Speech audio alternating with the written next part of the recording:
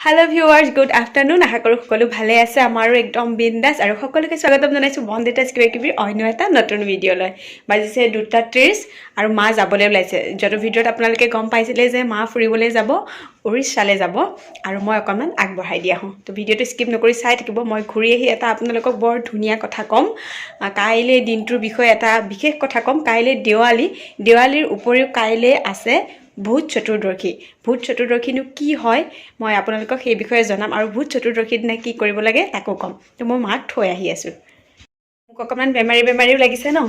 গাটো অকমান বেয়াই কাহ হৈছে অকমান চৰ্দি লাগিছে মানে ভাইৰেল ফিভাৰ আৰু তো ঠিক আছে মই মাক থৈ আহি আছো দেই এটো ৰুমত লাইট দি থোৱা নাই যে এটা আৰু গাড়ী আহি পোৱাহি নাই গাড়ী আহি নাই পোৱাৰ কাৰণে এনেকৈ গুটেবোৰ বহি আছো আৰু এইবিলাক লাগেজ বিলাক টুপুলা তাপলি মেইন বস্তুখিনি আৰু মানে বেগ A few moments later এনেলে গাড়ী আহি গল বহুত অপেক্ষাৰ মূৰত এনেকে ৰৈ থাকাৰ নিচিনা আমনি দায়ক একো নাই আৰু মানে এতিয়া গাড়ী গল মাত শুনিছো আৰু এতিয়া মামাক দূৰৰ পৰা দেখাইছিলো ওচৰৰ দেখাই দিছো মা যাব আৰু এই গাড়ী পালে মামি যাব আৰু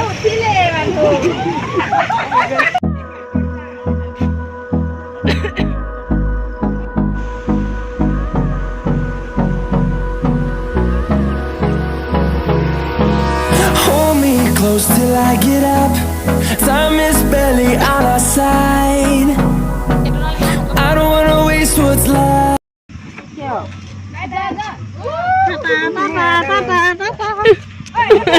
Mami মোক চুমা এটা খাই দিছে মানে বেক কেমেৰা হৈ থকাৰ কাৰণে দেখা নাপালে আৰু কিমান মৰম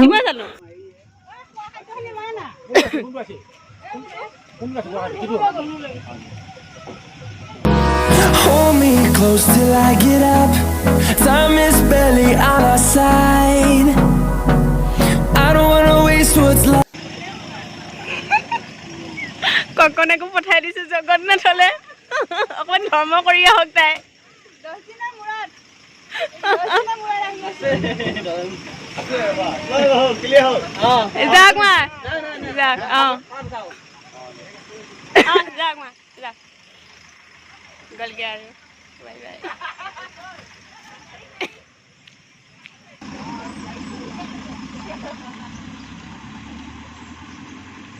আহি পালো মাক থৈ এতিয়া মই ভূত চতুৰ্দশীৰ কাৰণে অকণমান চাকি বন্তি যা যোগাৰ কৰোঁ মই কাইলে ভূত চতুৰ্দশী বুলি কৈছিলোঁ নহয় জানো হয় কাইলেও পালন কৰিব পাৰিব মানে আজি 23 অক্টোবৰ 23rd অক্টোবৰ আজি সন্ধিয়া বেলাৰ পৰা অহাকালি মানে 24 অক্টোবৰ 8:09 মানে 8:09 লৈকে ভূত চতুৰ্দশী চলি থাকিব যিসকলে মানে ভূত চতুৰ্দশীৰ বিষয়ে জনা নাছিল বা আজিলৈকে পালন কৰি পোৱা নাই তেওঁলোকে কাইলেও পালন কৰিব পাৰিব মই আজিয়ে কৰিম মই আজিয়ে 14 গছি বন্তি জ্বলাম 14 গছি বন্তি বুলি কৈছো মানে ভূত চতুৰ্দশীৰ দিনা 14 গছি বন্তি জ্বলাব লাগে আৰু এই ভূত চতুৰ্দশীটোৰ অন্য এটা নাম হৈছে নৰক চতুৰ্দশী ঠায়ে ঠায়ে ইয়াক নৰক চতুৰ্দশী বুলিও কোৱা হয় আৰু আজি হৈছে ধনতেৰাছটো বাৰু আমি পালন নকৰোঁ আজিকালি কৰা হৈছে আৰু আজিৰ দিনটোতেই আনকালে মানে আগতে ভূত চতুৰ্দশী পৰে আৰু এই ভূত চতুৰ্দশীৰ দিনটোক আয়ুৰ্বেদ ডে হিচাপেও পালন কৰা হয় 2016 চনৰ পৰা এই দিনটোক আয়ুৰ্বেদ ডে হিচাপে পালন কৰিবলৈ ঘোষণা কৰা হৈছিল আয়ুৰ্বেদ ডে হিচাপে পালন কৰা কিয় আয়ুৰ্বেদ ডে হিচাপে পালন কৰা হয় বাৰু জানেনে কাৰণ ভূত চতুৰ্দশীৰ দিনাই আসলতে আমি খাব লাগে 14 বিধ শাক 14 বিধ শাক খালে আমাৰ দেহলৈ ভালেখিনি পুষ্টি আহিব নহয় জানো যেনেকৈ আমি বহাগ বিহুৰ দিনা 100 এবিধ শাক খাওঁ ঠিক তেনেকৈ এই ভূত চতুৰ্দশীৰ দিনা 14 বিধ শাক খোৱা হয় আৰু 14 বিধ শাকৰ পৰিপুষ্টি নিশ্চয়কৈ আমি সকলোৱে জানো সেই কাৰণে আজিৰ এই দিনটোক আয়ুৰ্বেদ ডে হিচাপেও ঘোষণা কৰিছিল 2016 চনতে মই এয়া চাকি বন্তি যা যোগাৰ কৰিছো 14 গছি প্ৰতিটো ৰুমতে বন্তি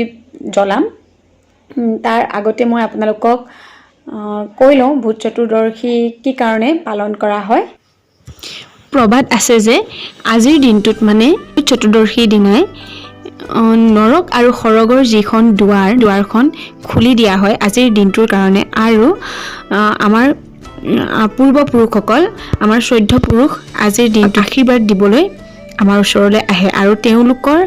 আত্মাৰ শান্তিৰ কাৰণে আমাৰ 14 পুৰুষৰ শান্তিৰ কাৰণে এই 14 গছি বন্তি আজিৰ দিনটোত জ্বলোৱা হয় আৰু আজিৰ দিনটোতে 14 বিধ শাক খাব লাগে এই 14 বিধ শাক যদিহে আজিৰ দিনটোত খোৱা হয় তেনেহলে কোৱা হয় যে ৰোগ প্ৰতিৰোধ ক্ষমতা বৃদ্ধি পায় আয়ুৰ্বেদৰ মতেও আজিৰ দিনটোত এই 14 বিধ শাক খালে ৰোগ প্ৰতিৰোধ ক্ষমতা বৃদ্ধি পায় তাৰ ভিতৰতে হৈছে আমাৰ যে চেঙাৰী টেঙা তাৰ পাছত মৰিচা শাক নিম আৰু পদিনা এনেকৈ মুঠতে 14 বিধ হয় মই পাহৰিছোঁ আপোনালোকে তাত মানে যিখিনি শাক খাব লাগে বুলি কোৱা হয় সেই শাকখিনি নাপালে বেলেগ শাকো খাব পাৰিব যিখিনি বাৰীত পোৱা যায় মুঠতে আজিৰ দিনটোত শাক খাব লাগে 14 বিধ মোৰ চাকি ৰেডি কৰা হৈ গৈছে ইতিমধ্যে চাকিখিনি জ্বলাই লওঁ আৰু এটা প্ৰবাদ আছে আজিৰ দিনটোতে হেনো ভগৱান শ্ৰীকৃষ্ণ আৰু দেৱী সত্যভামাই নৰক নামৰ এজন অসুৰক বধ কৰিছিল সেই কাৰণেও নৰক চতুৰ্দশী বুলি কোৱা হয় বুলিও শুনা যায় তো ভূত চতুৰ্দশী যে শাক খাব লাগে বুলি কৈছোঁ শাক আকৌ দিনতে খাব লাগে ৰাতি নহয় আজিতো আপোনালোকে ভিডিঅ'টো নাপাবই ন জনাসকলে বাৰু খালেই যিসকলে নাজানে তেওঁলোকে কাইলৈ দিনত খাই দিব পাৰিব ৰাতি কিন্তু ভূত চতুৰ্দশীত শাক নাখায় ইয়াতে শাকৰ মানে নামবোৰো আছে বাৰু কি শাক খোৱা হয় আৰু সেই শাকখিনি নাপালে নিজৰ বাৰীত যিখিনি শাক আছে আৰু তেনেকুৱা 14 বিধ শাক খাই দিব পাৰে এতিয়া মই প্ৰথম চাকি গছি দিমগে তুলসীৰ তলত তাৰপিছত নিজৰ ৰুমে ৰুমে দিম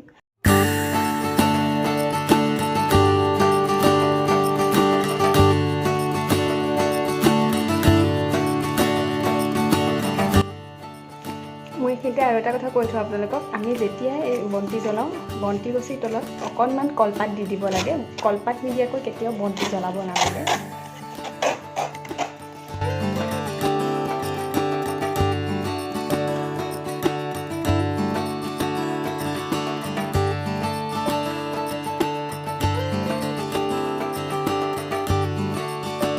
মই অলপ আগতে ক'লোৱে যে এগছি চাকি তুলসীৰ তলত এগছি ঘৰৰ মূল দুৱাৰৰ মুখত